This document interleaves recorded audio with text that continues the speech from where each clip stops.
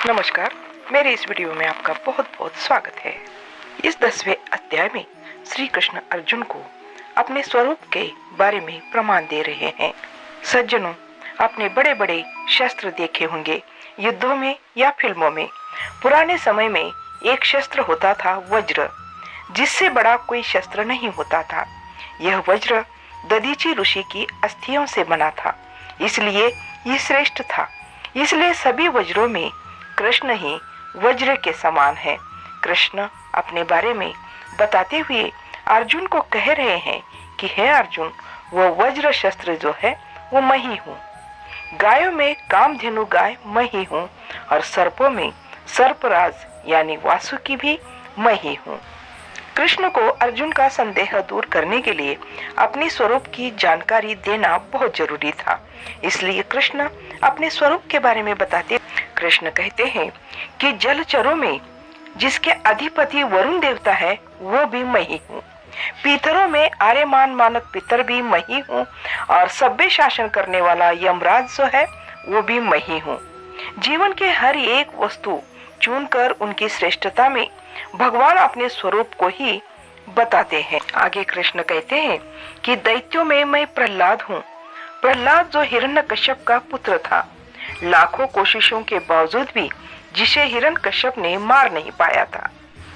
कृष्ण कहते हैं कि समय की व्याख्या क्या करूं? यह समय की व्याख्या करना बड़ा मुश्किल काम है। समय चलता रहता है, वह समय भी मैं ही हूँ। और पक्षियों में गरुड़ पक्षी मैं ही हूँ। यज्ञ में सारा वातावरण शुद्ध हो जाता है, सुगंधित हो जाता है। वायु जो चलती है वो सुगंधित, वो कृष्ण कहते हैं कि वो भी मैं ही हूँ। जो शस्त्र उठाते हैं, युद्ध करते हैं, वह श्री राम भी कृष्ण ही है। मर्यादा पुरुषोत्तम दशरथ पुत्र राम, रावण का वध कर धर्म की स्थापना करने वाले जो श्री राम है, वो कहते हैं कि वो भी मैं ही हूँ। मछलियों में कृष्ण कहते हैं कि मैं मगरमच्छ हूँ। नदियों में कृष्ण भागीरथी की गंगा है। भगीरथ ऋषि के तप से जो गंगा धरती पर आई थी और जिसने शिव ने अपनी जटाओं में समाहित की थी, वही पवित्र गंगा मैं ही हूँ। भगवान कृष्ण अपने स्वरूप के बारे में बताते हुए कह रहे हैं कि हे अर्जुन, सृष्टि में आदि, मध्य और अंत ये सब मैं ही हूँ। जो समय बीत गया है, अभी जो चल रहा है और आगे जो आने वाला है, जो महाभयंकर प्रलय होगा, उसमें सब नष्ट हो जाएगा, वह समय भी मैं ही हूँ। कृष्ण आगे कहते हैं कि मैं विद्याओं के अध्यात्म विद्या हूँ, अर्थात ब्रह्म विद्या, यानी वह विद्या जिसे इंसान को अध्यात्म का ज्ञान प्राप्त कराती है। दुनिया के सभी अक्षरों में मैं अकार हूँ। समासों में मैं द्वंद्व नामक समास हूँ, जिसमें दोनों पद समान होते हैं। पूरे संसार को पालन करने वाला भी मैं ही हूँ। श्रुति यानी कि सुना हुआ, ईश्वर की वह वाणी जो सुनी जाती है। गायन करने योग्य श्रुतियों में भी मैं ही हूँ। मंत्रों में गायत्री मंत्र में मैं हूँ और महीनों मार्गशीर्ष महीनों में और ऋतुओं के वसंत ऋतु में भी मैं ही हूँ। 10वें अध्याय में सिर्फ कृष्ण अपने स्वरूप की ही जानकारी देते हैं और आगे कहते हैं कि दुनिया में छल कपट बहुत होता है। रिश्तों में छल होता है, राजनीति में छल होता है, परिवारों में छल होता है, हर एक कामों में छल होता है। छलों में सबसे भयंकर छल होता है जुआ। तो कृष्ण कहते हैं कि मैं छल करने वालों में जुआ मैं ही हूँ।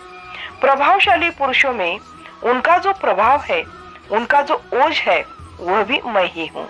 जो जीत जाते हैं उनकी विजय भी मैं ही हूँ और सात्विक पुरुषों का सात्विक भाव भी मैं ही हूँ।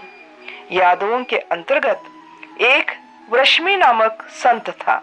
कृष्ण कहते हैं कि वृष्मि ऋषियों में मैं वासुदेव हूँ।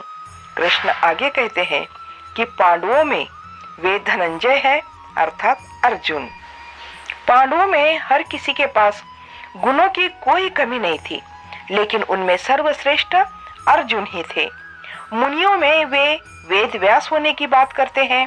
महाभारत के महान रचयिता और कवियों में शुक्राचार्य कवि होने की बात कृष्ण करते हैं।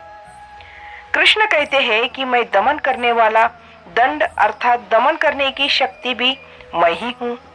जीतने की इच्छा शक्ति नीति जो होती है वो नीति भी मैं ही हूँ। जीतने के लिए यानी विजय पाने के लिए बहुत कुछ करना पड़ता है, जैसे इच्छा शक्ति, अभ्यास, जानकारी, ये सारी बातों का ज्ञान रखना पड़ता है। लेकिन बिना नीति के विजय संभव नहीं है। गुप्त रखने योग्य भावों का रक्षक होता है वह जो मौन, और वह मौन मैं ही हूँ। मौन नहीं टूटेगा तो कभी गुप्त भाव भी प्रकट नहीं होगा। और ज्ञान वानों का तत्व ज्ञान भी मैं ही हूँ। इस दुनिया की उत्पत्ति और नाश भी मैं ही हूँ। इस दुनिया में जितनी भी सजीव और निर्जीव वस्तु ये है, यह सब मेरे संकल्प से ही है। इस तरह कृष्ण अर्जुन को अपने विराट स्वरूप के बारे में बता रहे हैं और कहते हैं कि हे अर्जुन, मेरे दिव्य स्वरूप को मैंने बहुत संक्षेप में तुम्हें बताया है। इससे भी बढ़कर मैं बहुत कुछ हूँ। अर्जुन को समझाने के लिए कृष्ण ने जीवन से जुड़े ऐसे कई उदाहरण देकर अपने स्वरूप के बारे में बताया है। उन्होंने अर्जुन को अपनी एक एक बात बताई है और अपने रूप के बारे में ज्ञान दिया है। उसके बाद कृष्ण अर्जुन को पूछते हैं कि हे अर्जुन, तुम मेरे एक एक स्वरूप को जान चुके हो, ये जानने के लिए तुम इतना उत्सुक क्यों हो? इसका क्या मतलब है? अर्जुन को तो सिर्फ युद्ध करना था, अपने कर्म और कर्तव्य का बोध कराना था। इसके लिए 10वें अध्याय में कृष्ण ने अर्जुन को पूरे स्वरूप का ही परिचय करा दिया है, ताकि अर्जुन के मन में कृष्ण के प्रति भी कोई संदेह ना रहे और उन्हें गुरु मानकर उनके बताए हुए मार्ग पर चले। तो आपको ये गीता उपदेश का वीडियो कैसा लगा? अच्छा लगा तो लाइक, शेयर, कमेंट जरूर करें। नए हो तो सब्सक्राइब करना ना भूलें। मिलते हैं अगले एक नए विचारों के साथ में अगले वीडियो में। धन्यवाद।